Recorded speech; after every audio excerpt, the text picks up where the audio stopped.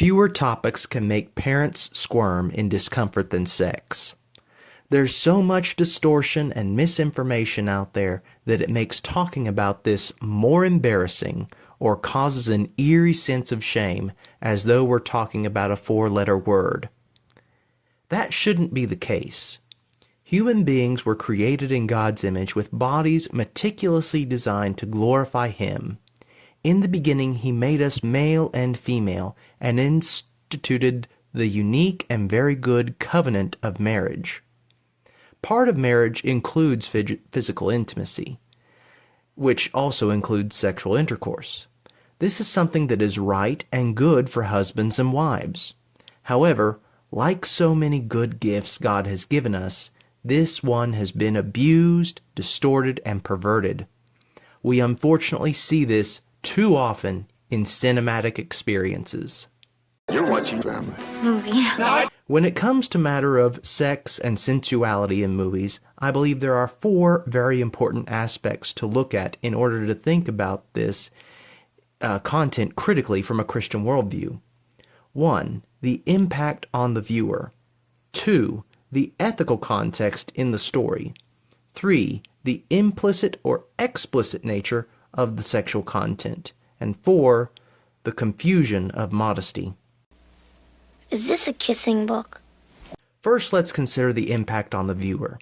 We need to be honest with ourselves and have others who can hold us to account for what we watch.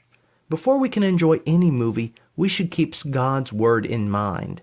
And for this topic, there are several passages to help guide us. You have heard it said, "You shall not commit adultery." But I say to you that everyone who looks at a woman with lustful intent has already committed adultery with her in his heart. Matthew 5:27-28. Do you not know that your bodies are members of Christ? Shall I then take the members of Christ and make them members of a prostitute? Never. Or do you not know that he who is joined to a prostitute becomes one body with her? For it is written, "The two will become one flesh." But he who is joined to the Lord becomes one spirit with him. Flee from sexual immorality. Every other sin a person commits is outside the body, but the sexually immoral person sins against his own body. Or do you not know that your body is a temple of the Holy Spirit within you, whom you have from God? You are not your own, for you were bought with a price. So glorify God in your body. 1 Corinthians 6:15-20. Whatever the content in this movie you're talking about, is it enticing you to lust? When you watch a particular movie or show, does it stir up lust in your mind? There are filmmakers that certainly hope so. Yet, we may all be tempted on this in different ways. Comedian Bone Hampton expertly illustrated this with his concerns over gluttony by stating that he could go back to his hotel room after the show and there'd be a naked woman waiting for him on the bed with an open pizza box, and he would easily tell her, "What's wrong with you? Get out of here. Put some clothes on. Go home. Have a Bible study. But leave the pizza." Indeed, there may be some who are more susceptible to certain temptations to lust than others. I didn't need to see that. Second, what is the ethical context in the story? Sexuality should be regarded with honor and dignity. If it is paraded as more of a throwaway matter or utterly distorted by perversion, that is highly problematic. Do we have moral protagonists who respect the marriage bed, refraining from sexual encounters until united in marriage as husband and wife? Are they committed to this lifelong covenant? Does she respect her husband? Does he love his wife? If this is not the case at first, is this the conflict the story seeks to resolve? Are we dealing with an immoral antagonist whose actions are frowned upon? Does he abuse women, treat them merely as objects for his own pleasure? Does she dress immodestly simply to demonstrate her lack of ethics? Do we have an anti-hero who isn't exactly ethical, but is embarking on a journey that will transform him? I'm a changed man. Consider the case of two icons of the silver screen. I doubt many will advocate James Bond is a highly ethical individual, and typically has multiple associations with women in each of his adventures. Yet this does not necessarily make the viewer consider his actions to be moral. More often, these become a lapse in judgment that cause Bond problems later in the story. He's not a moral agent. He's a British agent who is on a mission the government assigned to him. Likewise, Indiana Jones is a professor and archaeologist. He has a high regard for the preservation of artifacts and for their public display as opposed to a private collection. Nevertheless, he has numerous faults that place him in a bind.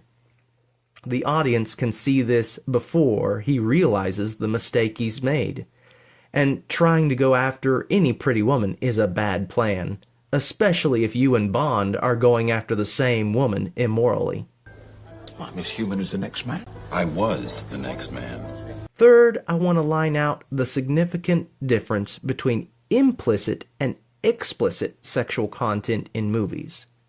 Alfred Hitchcock's masterpiece thriller Psycho is rather clever with this implicit nature, as the story is told with respect to decency.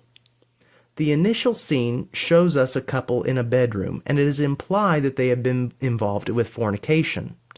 Further, we are introduced that the woman in this story has questionable ethics, especially after she steals a sizable sum of money from her workplace.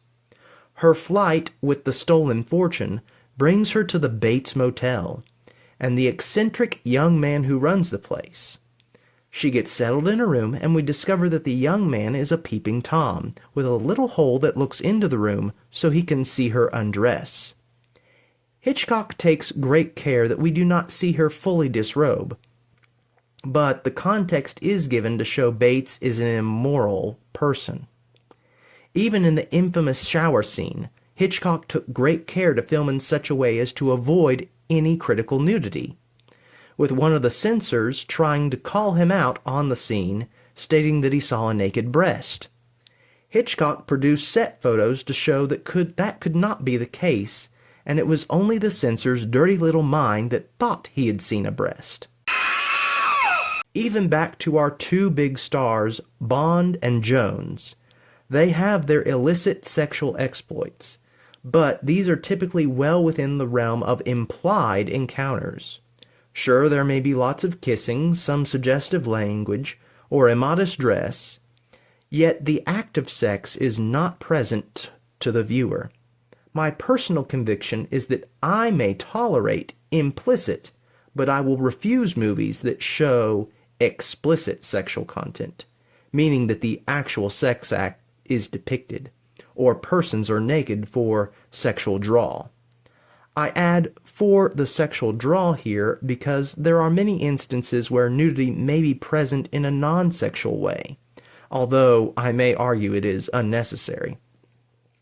Suppose a medical drama and the physician is examining a man and we catch a glimpse of him disrobed. This is in no way presented as to invoke lust for anyone. The same would be said of a story where a woman who's overcoming breast cancer, and while they film it, they may show her breasts. It is a medical context, and not for the intent to lust after. There may be some individuals out there who would become lustful at this, or a movie about a group of mothers with newborns who have a book club where they breastfeed. This is not a sexual scene, yet for some who struggle with lust, they probably should avoid this movie. To make sure it is morally above reproach. Evangelist Ray Comfort has often asked, what is the difference between a peeping Tom who sits in front of your bedroom window, waiting for the chance to see you and your spouse drink deep in the joy of lovemaking, and you who go to the movie with explicit sex scenes? The difference, of course, is that you are paying the theater money, while he watches for free. This fourth aspect takes us a little bit from the topic of sexual intercourse and strikes more at the root of the issue, which is the enticement to lust. Immodest wardrobes can be problematic in movies. They can have good intention to be family-oriented movies, but it can still be problematic. Many Christians may not even take significant issue with these costume decisions, while others may denounce it as a flaw that bars their family from watching the movie. This goes back to the first principle, where we must ask how the content in the movie impacts and influences us. The clean teen comedy may be a lot of family fun, but if your daughter wants to wear clothes like the main teen girl in her immodest prom gown, that can be problematic. Houston, we have a problem. However, to avoid sounding like the legalist, or to insult those with rather specific dress codes for what is modest, I would like to harken back to C.S. Lewis and his observation in Mere Christianity. The Christian rule of chastity is what he was talking about. There's the social rule of modesty. Social modesty is normative to culture, how much of the body can be displayed, what subjects and words can be used in decent social circles. Christian chastity, on the other hand, is the same for all Christians at all times. He brings up a girl in the Pacific Islands who may wear hardly any clothing, and a woman in Victorian London who's completely covered, and both can be considered equally modest in their cultural contexts. And for all we know, both may be equally chaste or unchaste. If they are using language or dress to excite lust in themselves or seduce others, then they are offending against chastity. But if they are breaking the rules of social modesty through ignorance or carelessness, they are guilty of only bad manners. Then again, if they break the social rule of modesty in defiant ways to shock or embarrass others, they are not necessarily being unchaste, but they are being uncharitable. Rude. Keeping Lewis's observation in mind when considering the appropriateness or inappropriateness of characters' costumes can be most helpful. James Bond is rather decent in his choice of tuxedo, but by no means would we call him abiding under the Christian rule of chastity. Meanwhile, the movie about the family's beach vacation may be very much abiding under the rule of Christian chastity, even if some of the girls are wearing bikinis. The story may be wholesome, and the choice of swimwear is not being used to shock or embarrass anyone. Therefore, the movie may be wholly appropriate, even if fathers would disapprove of their daughters going to the beach dressed like that. Then again, if the movie is exciting lust, as unintentional it may be from the filmmaker's point of view, you as the viewer have the responsibility to flee from that temptation. Thankfully, movies and shows are relatively easy to flee from, for these can be turned off or something entirely different be selected. It is unfortunate that a good story may be disrupted by one brief scene. It is also disturbing that our culture and many professing Christians have such a low view of marriage and sexuality. We should not put up with this good gift being abused, distorted, and perverted. Moreover, we ought to embrace the responsibility of discipline in our children to have a good and healthy view of sexual matters. With that in mind, we must consider what we will be teaching them. Will it be Hollywood or the Holy Word?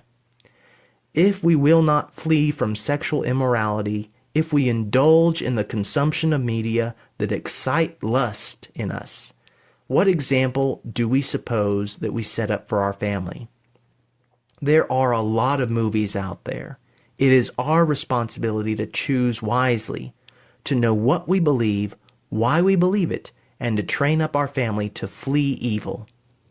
If you'd like to hear more about this topic or something else, leave a comment below.